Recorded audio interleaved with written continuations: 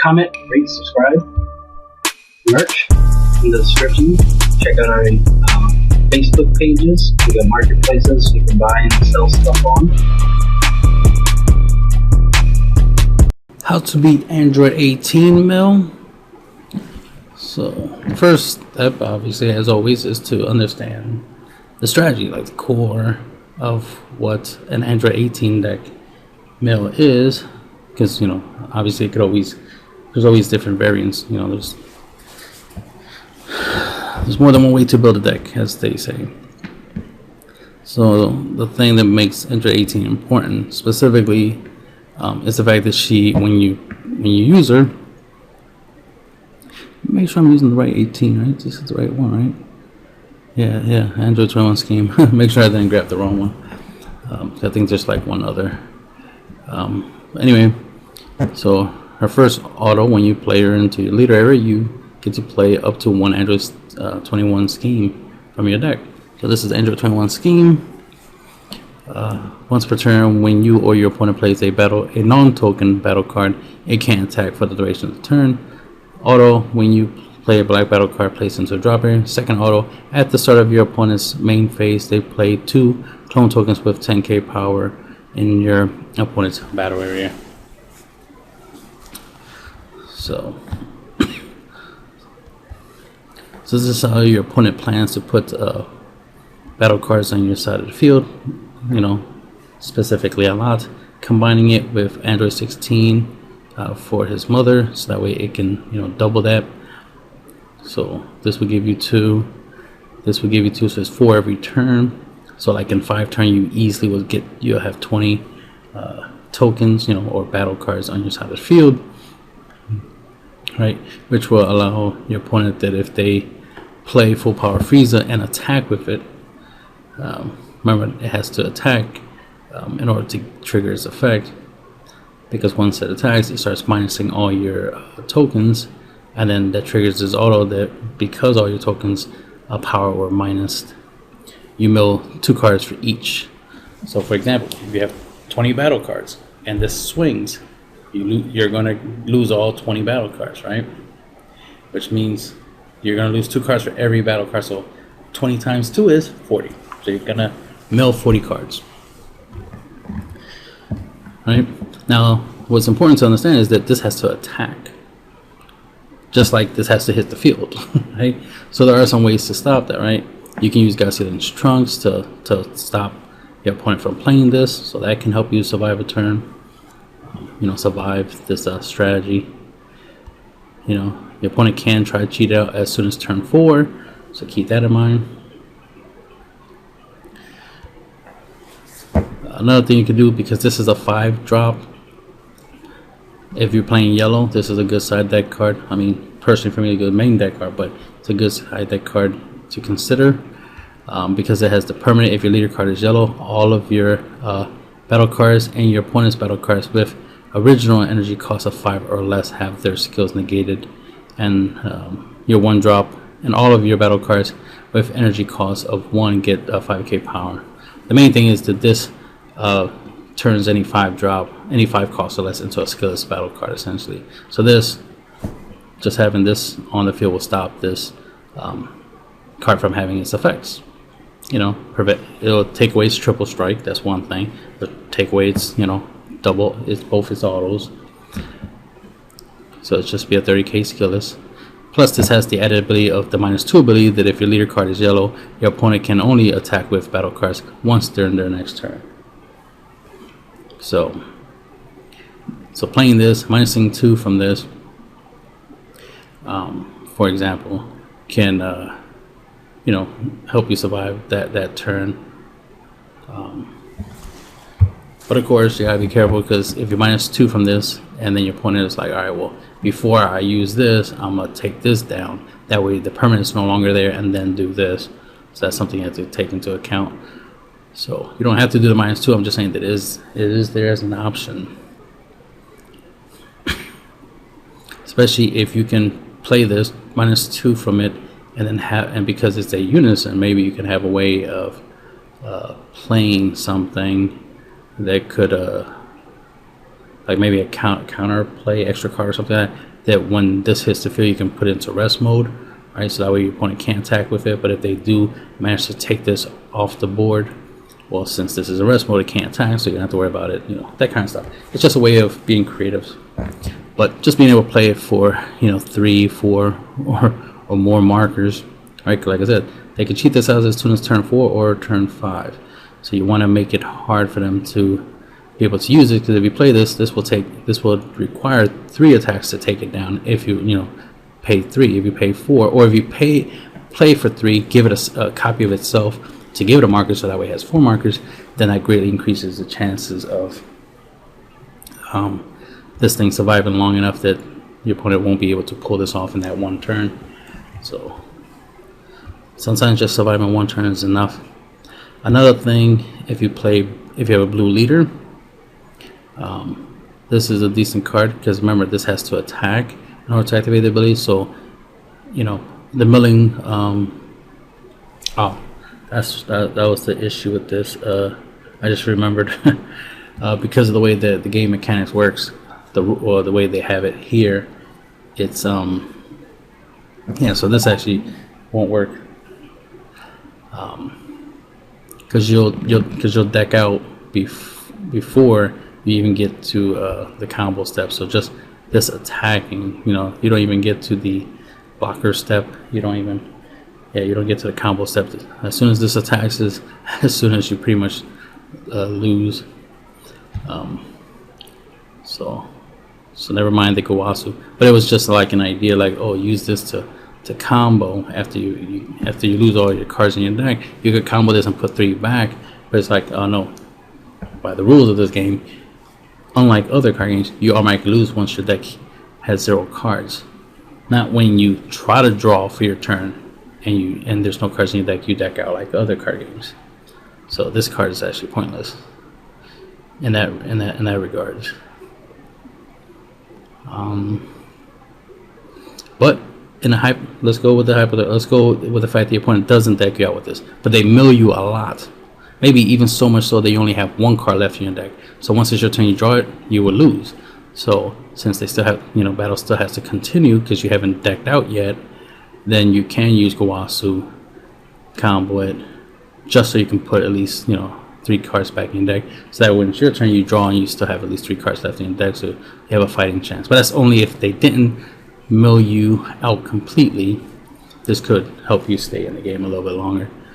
But if they didn't mill you out, you're pretty much going to get the extra turn. But that's just in that potential situation. But anyway, so God Sealing is one way, most people who play blue unisons would have access to this. So this is one solution. This is just, good unison, and you can at least side deck it if you're not going to main deck it. Then we have Zeno.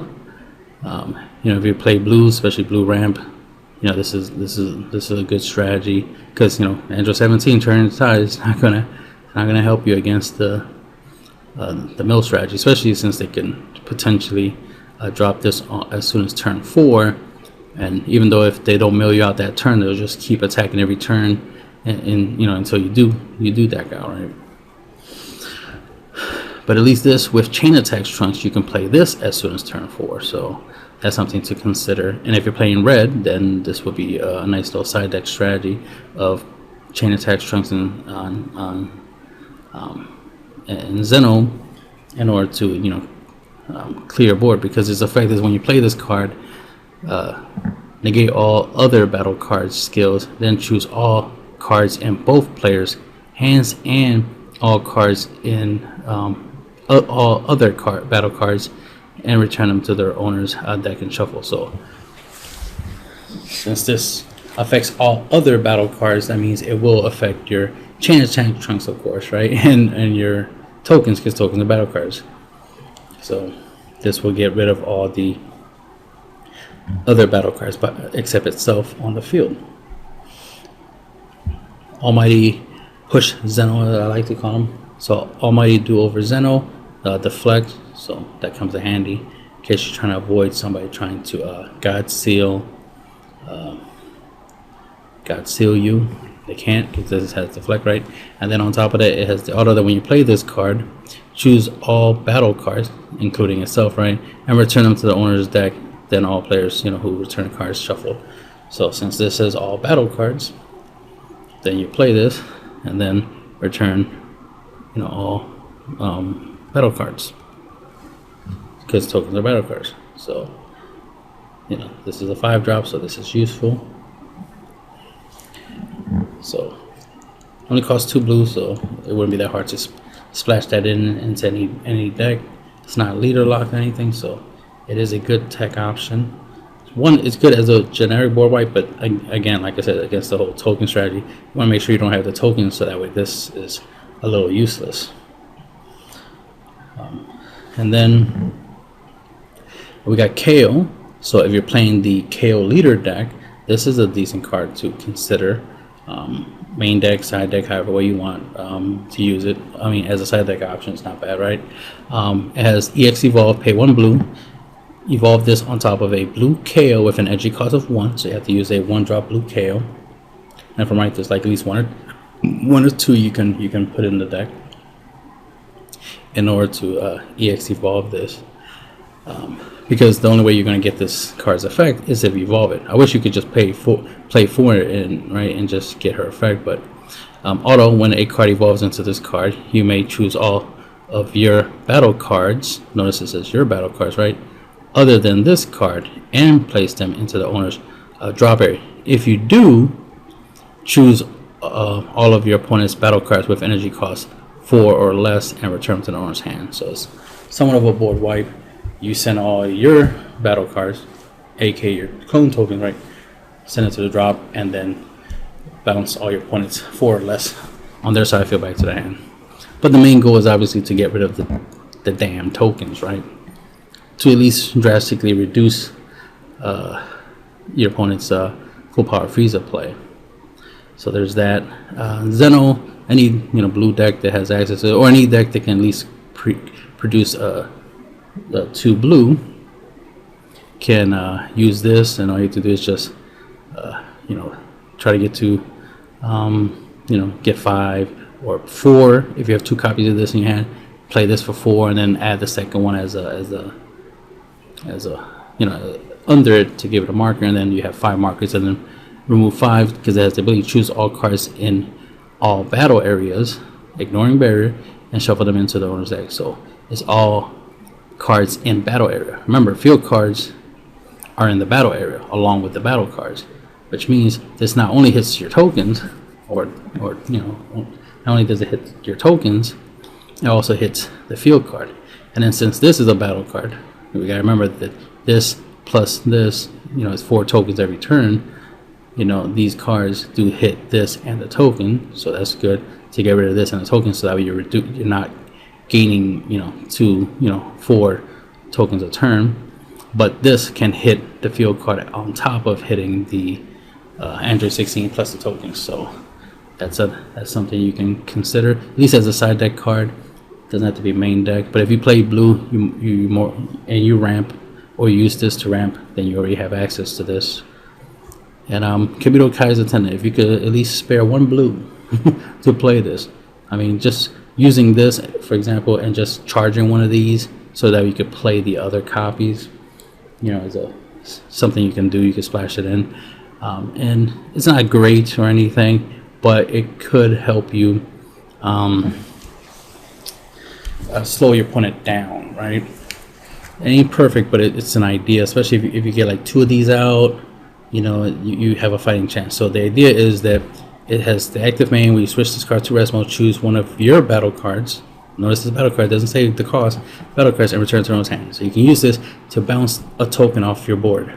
Then it has the ability to let you choose one of your opponent's battle cards with energy cost 3 or less and bounce it to the owner's hand. So you can use this to bounce your opponent's Android 16 to their hand. That way they would have to keep paying 1 energy to keep putting it back on the board just to keep trying to do the whole token thing. So there's that. So that's the thing you can consider. Another thing, I'm trying to think of something else you could potentially do.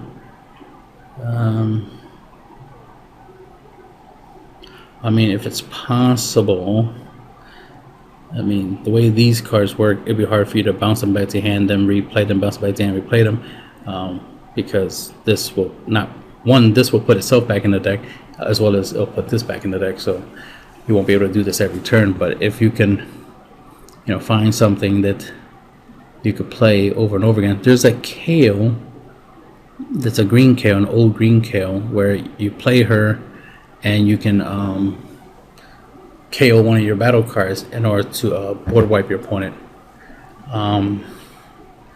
So using this to bounce her, you know, so that you can KO battle card, board wipe your opponent, bounce, you know, and keep doing that like every turn. It's something you can consider. Let's see. Try to think of something else.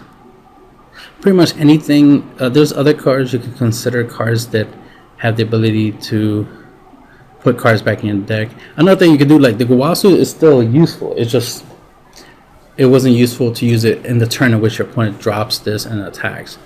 You can, however, use this preemptively and attack, combo, and put cards back in from your drop back into your deck, just so that way you're prepared. So that way, if you do the math right, when they play this and try to mill you out, you could survive. So it's just like how you use it that determines its usefulness.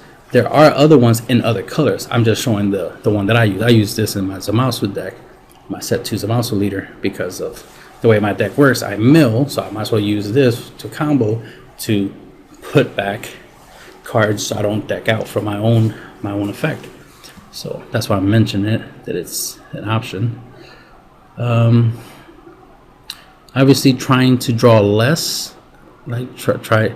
I know that sucks as an idea of not drawing cards. You might want to draw less cards, just so you can maintain more cards in your deck. Playing a bigger deck, like a 60 card deck, can help you because it'll slow it down. Like this strategy works best against 50 card decks, because inherently when you start the game off, you're drawing 6 cards and then you're putting 8 cards from your life. From your deck into your life. So that's 14 cards out your deck. That's almost, well, I'll say roughly it's 15. That's about 15 cards, especially if you go second and you draw a card. So that's 15 cards out your deck, right? That's close to 20 cards out your deck, right? So that's like 1/3 of your deck already gone. So so pretty much you have like 40. Let me see, 45 to 6. Like you have like. Right? Am I saying it right? 50. No, I'm saying it wrong. Because if 50 card deck, take away 10, so you're down to 40. And take away 4 more, you're 36. So it's 36. So between 36 and 35. So you're a 30. So you're a 35 or 36 card deck if you are a 50 card deck. But if you're a 60 card deck, then the math does go up to 45, 46. So. Fortunately for me, I play some decks like Hatchet, for example, at 60 cards, so I do have a fighting chance against this strategy. So there's that. So it's just some ideas, something to, things to contemplate. At least if maybe you figure out some other cards that have similar abilities, similar functions. I know. Oh yeah, I forgot. There's like a 2-drop. Let me see if I still have them. Oh no, I don't still have them here. Had the image. Let me see. It was a Vegeta, right? And field, and it was green. Forgot to put it here, but there was a Vegeta that came out not too long ago. There was actually a really old school Vegeta, I think it was, that also had the ability to destroy field cards, but let's see, this one, Tactical Victory. This is a TB3, so Tournament of Power 3, Clash of Fates. When you play this card, choose up to 1 field card in your opponent's battle area and place it into an orange drop area. So this, right here can KO the field card. So that's something you can consider.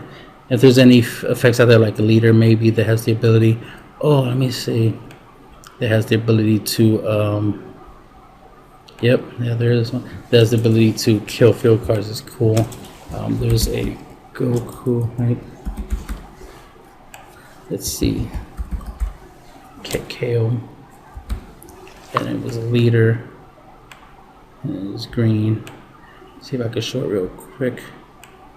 What was it? Because I have that leader. Is that the one? Let's see.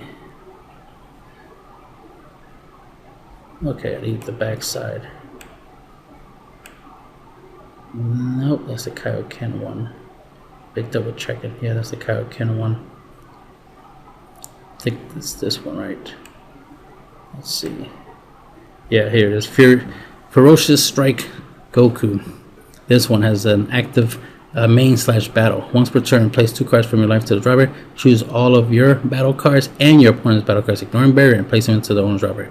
So even just playing this leader and awakening, you can use this to clear your tokens.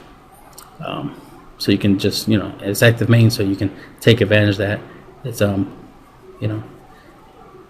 that's when you're gonna use it. You're gonna use the active main before your opponent goes, tries to go off.